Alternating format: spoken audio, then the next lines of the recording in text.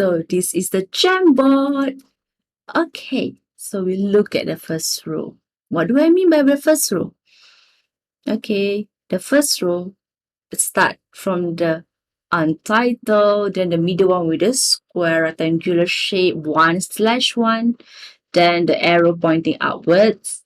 Okay, then the 3 dots, share, and this circle. This is what I meant by the first row.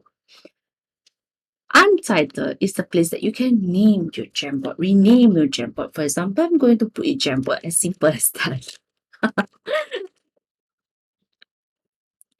So you have a name for the board. You have a name for the project of the day. Or you have a name for the whiteboard of the day. Okay.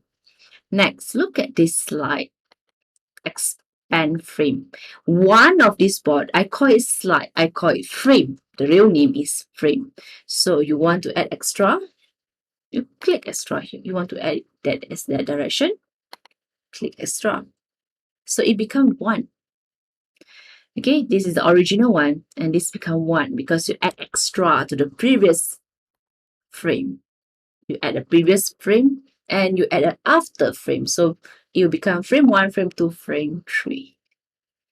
If you decided that I don't want this frame, now what I can do? See these 3 dots? The mouse, yeah, you must hover it here. Go to the 3 dots and click. Delete lah.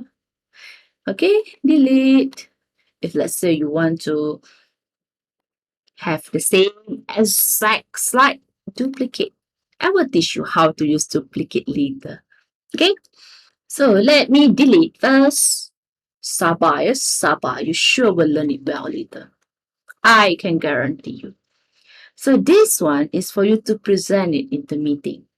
If let's say you are using Google Meet, okay, Google Classroom, Jamboard is automatically fused together seamlessly. Okay, you share screen and you use Jamboard, your students or the audiences is going to see that Jamboard and they can participate in that Jamboard. They will immediately get that link. So awesome. Okay, so that is the reason why eventually our school got the Lima account, because how useful Google Jamboard, Google account, education account to the students. Then action. So action is another, I would say, is a very interesting tool, especially if let's say you have students who are very, like spider that like to do some changes. You can save each frame or each slide as image. Senang. Proof. Lupa saja, immediately save. Or you want to save this as notes to send to your colleague, to send to your everywhere lah mana you nak send, you send lah. Download as PDF. You want to remove the whole thing? Remove. You want to make a copy? Make a copy, because you might need to use the same Jamboard for the other classroom. Okay? Then after that, we have got the basic one, which is send feedback to Google. So I did mention about the changes, kan? The one that you want to prevent your students from doing changes, or you want to see the version. This is the one. See version history. I'm going to teach you how to use history. Dulu tahu history tapi tak tahu apa guna dia, kan? So version history, it's for you to track who did the changes for that particular time frame. So usually I will name it according to the time frame. For example, this is when I created it. So 11:20 something I created this page. I'm going to put this as 10. 21. Okay. So I'll put version 1.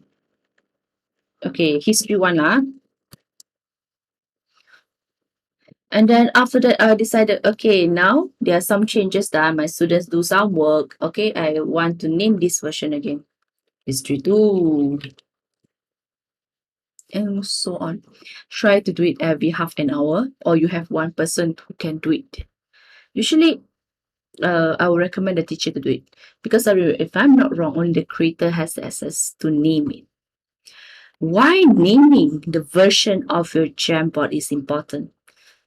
Because for tracking purposes. This part, this slide button, only will show the version that you name. So in case this thing go missing or someone deleted it, only the name version will come up. And you can click the last version, the one that before changes or disappearance happen. This is the usefulness. Many people are not trained of this. And I learned this in a hard way, where my old document went missing. I cannot track it. And luckily, I managed to go to the history version. Okay? So make use of it. 3 ways to prevent changes. 1 is history. 2nd will be download as PDF. 3rd, save frame as image. Okay, then we go to share. Share is something that all of you must learn. Either you go and share this with everyone, or within the organization, which is in this case EDD. Thank you so much, EDD. I'm very grateful that you give me this account. Okay, then restricted will be just for yourself or certain people, and everyone with the link will be anyone with this link. Okay, copy. Before you copy, you have to look at this. If let's say you want to send to everyone, make sure that you change it as editor so that they can do changes. Kalau tak, they will see only, yeah. Then only you copy the link, done, and send to the people that you want to send.